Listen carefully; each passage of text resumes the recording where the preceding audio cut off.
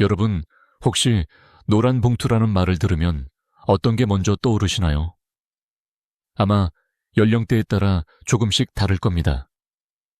누군가에게는 예전 아버지들이 월급날 설레는 마음으로 들고 오시던 월급 봉투의 향수일 것이고, 또 누군가에게는 따끈한 옛날 통닭이 담겨 있던 추색 깊은 기억일 수도 있겠죠. 하지만 지금 대한민국 경제계에서 이 노란 봉투라는 단어는 그 어떤 경제 용어보다도 뜨겁고 날카로우며 한편으로는 공포스럽기까지 한 존재가 되어버렸습니다. 바로 노란 봉투법이라 불리는 노동조합 및 노동관계조정법 개정안 때문입니다. 이 법의 이름이 왜 하필 노란 봉투냐고요? 그 시작은 참으로 가슴 아픈 사연에서 출발했습니다. 지난 2014년 쌍용차 파업 참여 노동자들에게 무려 47억 원이라는 거액의 손해배상 판결이 내려졌을 때 한 시민이 아이의 학원비를 아껴 노란 봉투에 4만 7천 원을 담아 보낸 것이 계기가 되었죠. 노동자들을 옥죄는 거액의 손해배상 소송을 막아보자는 따뜻한 마음이 이 법안의 모티브가 된 겁니다. 여기까지 들으면 참 따뜻하고 필요한 법처럼 보입니다. 하지만 여러분, 경제라는 건 참으로 묘합니다.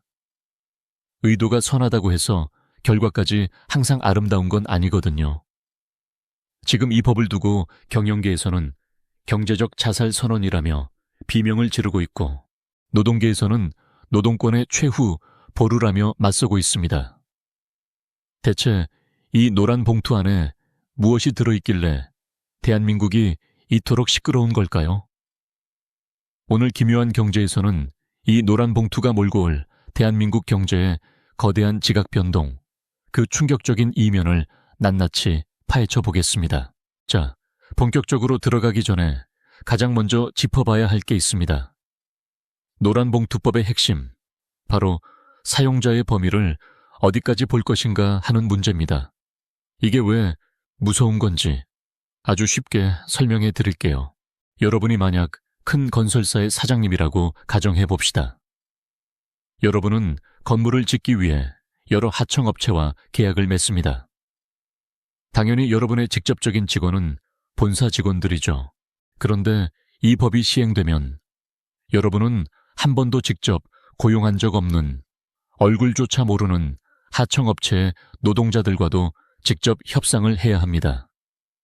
하청 노동자들이 원청 사장님, 우리 임금 올려주세요 라고 요구하면 나는 당신들 사장이 아니다 라고 말할 수 없게 된다는 겁니다.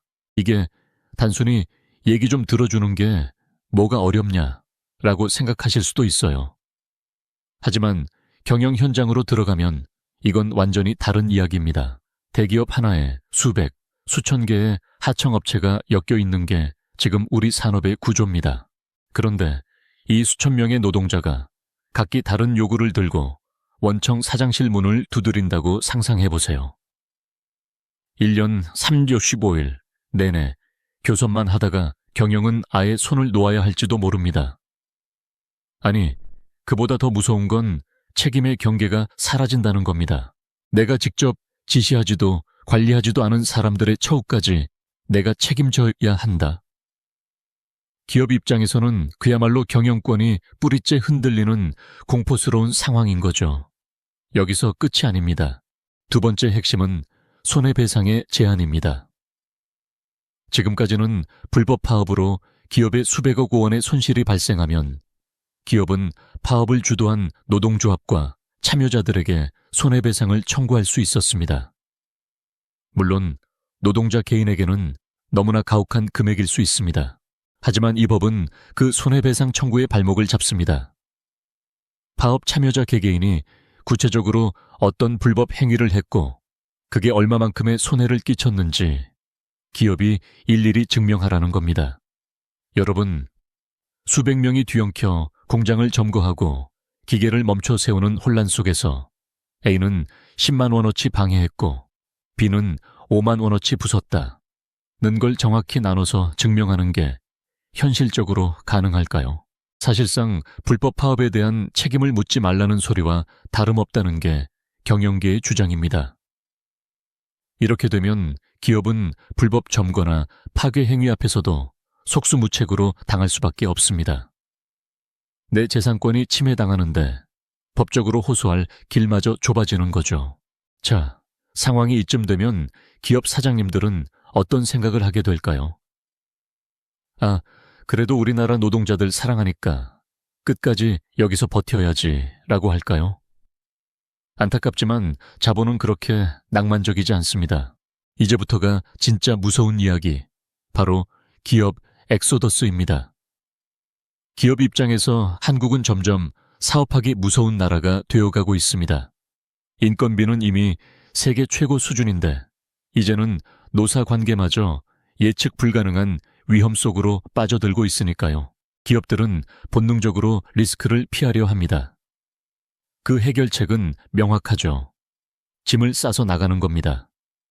동남아로, 미국으로, 인도로 공장을 옮기는 거죠. 상상해 보세요. 울산의 거대한 자동차 공장, 거제의 조선소가 텅 비게 되는 날을요. 단순히 공장 하나가 없어지는 게 아닙니다. 그 공장에 납품하던 수만 개의 중소협력업체들이 줄도산하고 그 지역 상권이 무너집니다. 노동자를 보호하기 위해 만든 법인데 왜 노동자가 일할 곳이 없어지냐고요? 이게 바로 경제의 역설입니다. 고용의 주체인 기업이 버티지 못하면 보호해야 할 노동자라는 개념 자체가 성립할 수 없게 되는 겁니다. 한국의 제조업 기반이 통째로 흔들리는 이른바 산업 공동화의 비극이 노란 봉투 안에서 자라나고 있는지도 모릅니다. 하지만 기업들이 무조건 해외로만 도망가는 건 아닙니다. 국내에 남기로 한 기업들도 필사적인 생존 전략을 짭니다. 그 전략의 이름은 바로 무인화와 자동화입니다. 자, 사장님 입장에서 생각해 봅시다. 매년 임금 협상으로 머리싸움을 해야 하고 파업 리스크로 공장이 멈출까봐 밤잠 설치게 만드는 사람 노동자가 좋을까요? 아니면 24시간 불평 한마디 없이 전원만 꽂으면 돌아가고 절대 파업하지 않는 로봇과 AI가 좋을까요? 답은 너무나 명확합니다. 노란봉투법은 역설적으로 기업들이 사람 대신 로봇을 도입하는 속도를 미친 듯이 가속화할 겁니다. 사람 귀한 줄 모른다고 비판할 수 있겠지만 생존이 걸린 기업 입장에서는 가장 합리적인 선택이거든요. 식당마다 깔리는 서빙 로봇을 보세요. 이제는 제조 현장에서도 숙련된 노동자의 자리를 협동 로봇과 AI가 대체하기 시작했습니다. 노란봉투법이 노동자의 권익을 높여주는 줄 알았는데 결과적으로는 노동자의 자리 자체를 지워버리는 강력한 촉매제가 될 수 있다는 겁니다. 더 가슴 아픈 건 이 모든 피해가 가장 힘없는 곳부터 덮친다는 사실입니다. 대기업 노동자들은 강력한 노조의 힘으로 어느 정도 버틸 수 있을지 모릅니다. 하지만 대기업에 기생하며 하루하루를 버티는 영세 중소기업들은 어떨까요? 원청 대기업이 교섭 비용과 리스크를 줄이기 위해 하청 구조를 축소하거나 아예 해외로 돌려버리면 그 밑에 있던 수많은 중소기업 사장님들과 노동자들은 갈 곳이 없어집니다. 뿐만 아닙니다. 이제 막 사회에 첫 발을 내디디려는 청년 세대들에게는 이 법이 거대한 장벽이 될 수 있습니다. 기존의 자리를 잡은 노동자들의 기득권은 견고해지겠지만 기업들이 신규 채용을 극도로 꺼리게 될 테니까요. 한 번 뽑으면 내보내기도 어렵고 나중에 하청 노조까지 책임져야 하는데 누가 사람을 더 뽑겠어? 라는 인식이 퍼지는 순간 청년들의 일자리는 증발해버립니다.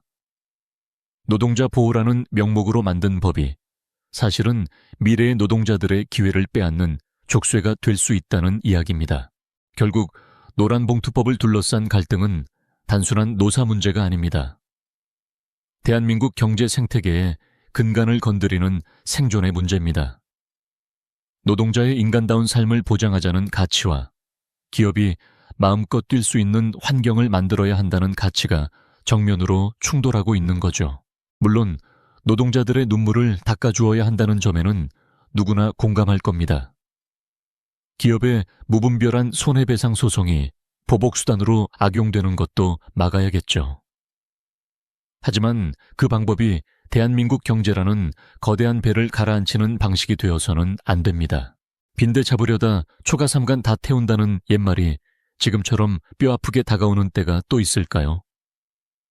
기업이 사라진 곳에 노동권은 존재할 수 없고 노동자가 불행한 기업은 지속 가능할 수 없습니다. 노란 봉투가 주는 따뜻한 위로가 대한민국 경제 전체를 옥죄는 독이 묻은 성배가 되지 않도록 우리는 더 차갑고 냉정하게 이 현실을 직시해야 합니다. 여러분은 어떻게 생각하시나요? 이 노란 봉투가 대한민국을 더 따뜻하게 만들까요? 아니면 우리 모두의 일자리를 앗아가는 차가운 재앙이 될까요? 경제에는 정답이 없지만 그 결과에 대한 책임은 우리 모두가 함께 져야 한다는 사실만은 분명해 보입니다. 오늘 준비한 내용은 여기까지입니다. 노란 봉투 안에 담긴 경제적 진실, 그 무게를 다시 한번 생각해보는 시간이 되셨길 바랍니다. 저희 기묘한 경제는 앞으로도 우리 삶과 직결된 뜨거운 경제 이슈들을 가장 쉽고 깊이 있게 전달해 드리겠습니다. 대한민국 경제가 이 험난한 파고를 넘어 다시 한번 활기차게 뛸 수 있기를 진심으로 바랍니다. 지금까지 기묘한 경제였습니다. 감사합니다.